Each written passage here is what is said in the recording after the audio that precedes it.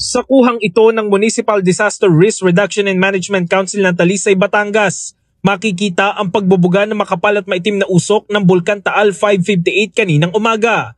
Nagtagal ng 4 na minuto at nagdulot ng nasa 2,800 metrong taas na plume ang nangyaring minor phreatic eruption. Ayon sa PHIVOLCS, ang phreatomagmatic event ngayong araw ay posibleng dulot ng biglaang kontak ng tubig sa isang maliit na bahagi ng mababaw na magma na matatagpuan sa ilalim ng main crater ng Taal. Sa kabila ng nangyaring maliit na pagsabog, normal ang naging sitwasyon sa ilang bayan malapit sa bulkan. Sa Talisay, Batangas, walang nangyaring kanselasyon ng pasok sa mga eskwelahan at tanggapan ng gobyerno at tuloy-tuloy rin ang operasyon ng mga negosyo. Wala ring ashfall na naranasan at hindi nag-amoy asupre. Gayunpaman, hindi nananatiling kampante ang lokal na pamahalaan at patuloy na minomonitor ang sitwasyon. Bagamat kami nasa level 1, ibig sabihin, hindi pa rin kami dapat magkampante. Kaya nga, agad-agad, ipinost namin sa FB page ni Mayor, kasi karamihan naman nakapalo kay Mayor,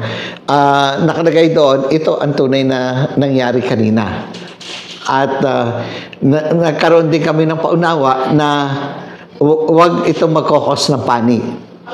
We need to inform our kababayan na itong estado ng bulkan natin sa ngayon. Samantala, sa bayan ng Agoncillo, Batangas, nagpatupad ng modular distance learning matapos sumimoy ang amoy ng asupre at nagkaroon ng ashfall.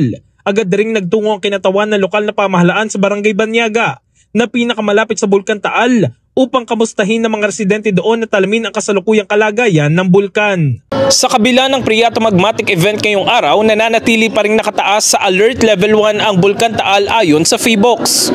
In the heart of changing lives, ito si Brigada Jigo Custodio ng 105.1 Brigada News of Manila, the Music News Authority.